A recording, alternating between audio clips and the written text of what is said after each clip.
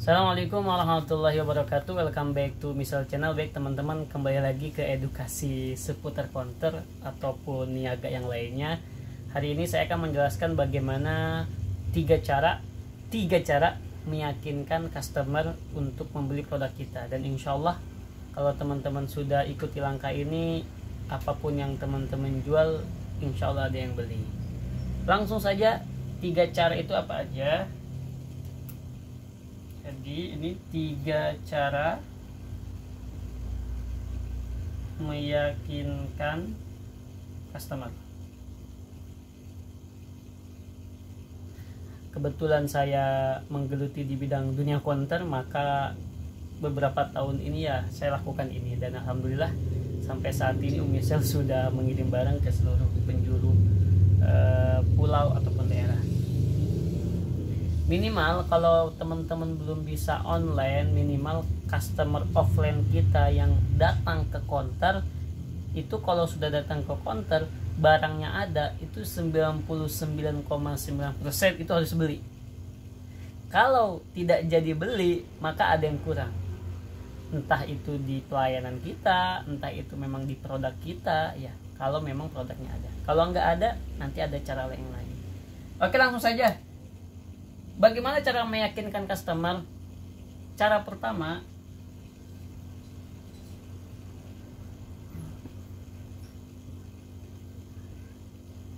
sebelum kita meyakinkan orang lain, paling penting yakinkan dulu diri kita kalau kita seorang pengusaha, kita seorang pembisnis, kita bisa dapat untung banyak, kita bisa dapat customer dari seluruh penjuru. Jadi sebelum kita menjual produk apapun itu ke orang lain dan kita meyakinkan orang lain supaya beli, yakinkan dulu diri kita. Insya Allah hari ini banyak customer yang datang dari seluruh penjuru. Atau kalau teman-teman mau, hari ini pengen daerah mana yang datang ya, tidak apa-apa. Jadi yakinkan dulu diri kita. Nah, itu paling penting. Karena kalau teman-teman gak yakin sama diri sendiri, potensi diri sendiri teman-teman yang teman-teman punya, bagaimana meyakinkan customer orang lain? Nah, itu yang paling penting. Yang kedua,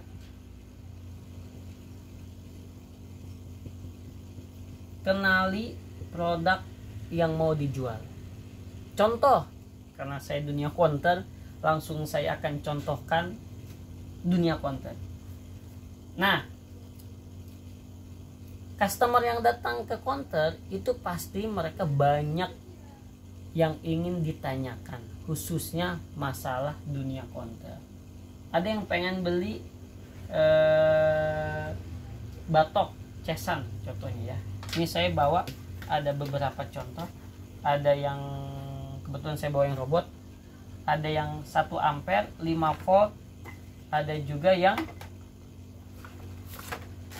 2 ampere. Nah, ini bedanya apa sih? 1 ampere, 2 ampere itu bedanya apa? Ada yang 1 ampere kualitas standar, ini kualitas standar ya. Ada yang kualitas original. Jadi teman-teman kenali dulu produk yang teman-teman jual. Jangan sampai teman-teman nggak tahu ini produk apa ya, ori apa, KW apa, imitasi ya. Fungsinya apa ya? Nah, itu yang harus teman-teman tahu. Contoh di sini ada ampere aja, 1 ampere, ada 2 ampere. Apa sih bedanya? Ketika nanti ada yang beli, "Bang, ini kok ada yang 1 ampere, 2 ampere, apa bedanya?" Teman-teman harus tahu dan harus meyakinkan customer. Paling penting, ini karena bahasa fisika. Kalau teman-teman pengen tahu, nanti di fisika tuh ada apa itu ampere, apa itu volt, apa itu watt. Ini sekilas saja untuk dunia perkonteran. Nah, ampere sendiri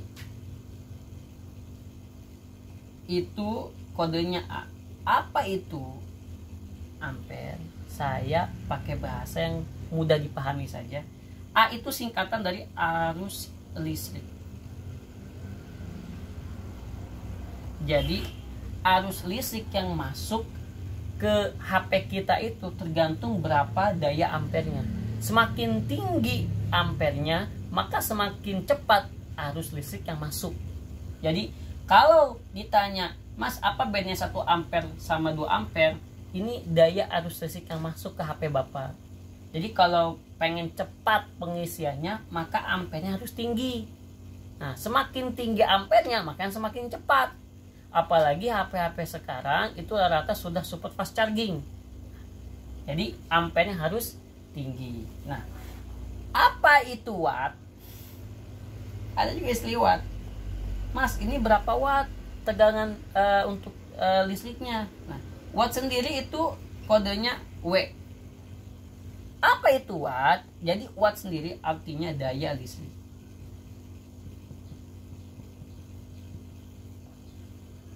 Nah, contoh rumah kamu berapa wattnya? Ada yang 900 watt, ada yang 1300 watt. Nah, itu daya listriknya. Kalau ampere, arus yang masuk ke dalamnya. Nah, ada yang ketiga, volt. Apa itu volt? Ininya V ya, 5 volt atau 1 ampere. Jadi volt itu artinya tegangan listrik.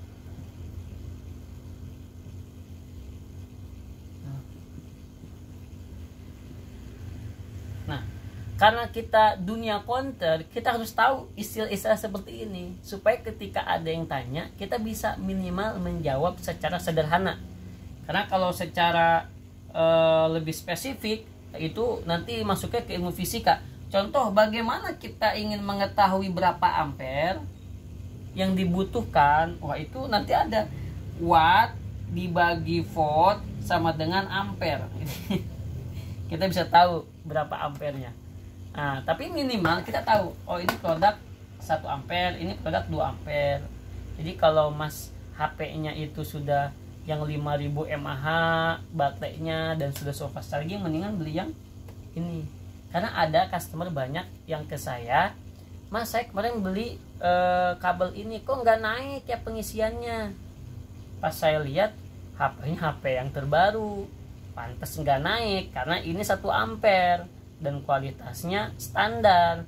Kalau yang sudah support fast charging HP-HP terbaru itu minimal yang 2 ampere, minimal yang 2 ampere supaya pengisiannya cepat. Itu kalau 5000 mAh, kalau 2 ampere kurang lebih 2 jam itu sudah full ya teman-teman. Jadi hal-hal yang seperti ini sepele, tapi itu meyakinkan customer, mereka beli dan mau. Selain mereka beli karena puas, mereka juga dapat edukasi. Itu yang kedua.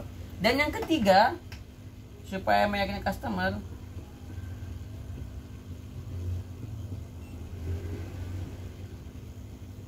doakan customer. Jadi setelah mereka tanya-tanya barang, sudah kita jelaskan produk-produknya, langkah yang ketiga, doakan customer. Mudah-mudahan awet barangnya, mudah-mudahan Mbak sehat selalu, mudah-mudahan Bapak dimudahkan urusannya. Masalah beli, insya Allah mereka beli. Kalaupun tidak beli, mereka gak kecewa, dapat doa dari kita.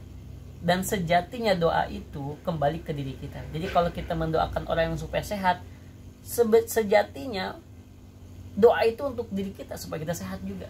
Jadi jangan pelit-pelit untuk mendoakan customer, mendoakan orang lain, karena sejatinya itu kembali ke dalam diri kita. Jadi apapun customer yang datang ke counter, baik dia mau beli mau enggak, setelah kita edukasi, kita kasih pemaparan produk yang kita ingin jual dan itu mereka butuh, pasti beli ya. Kalaupun tidak beli, mereka dapat doa dari kita dan mudah-mudahan mereka nanti datang lagi ke counter kita karena mereka merasa nyaman, kita pelayannya bagus, dan kita doakan juga mereka supaya bisa sehat. Kalau mereka beli produknya supaya bisa awet. Nah, jadi 3 cara ini yang kita pakai sehingga banyak customer offline kita datang maupun online. Kalau online kan nggak bisa kita catat tatap muka, paling lewat WA ataupun IG, YouTube dan yang lainnya. Tapi minimal customer offline kita yang datang ke counter itu kalau sudah datang ke counter harus beli. Jadi kita harus bisa melayani dengan baik. Yang pertama, yakinkan diri kita dulu. Yang kedua, kenali produk. Kalau counter tadi sudah saya jelaskan, ada istilah volt, ada ampere, ada kabel data, ada cesan dan yang lainnya. Dan yang ketiga, doakan customer. Mudah-mudahan bermanfaat dan silakan teman-teman praktekkan. Terima kasih. Salam dari Michelle. Assalamualaikum warahmatullahi wabarakatuh.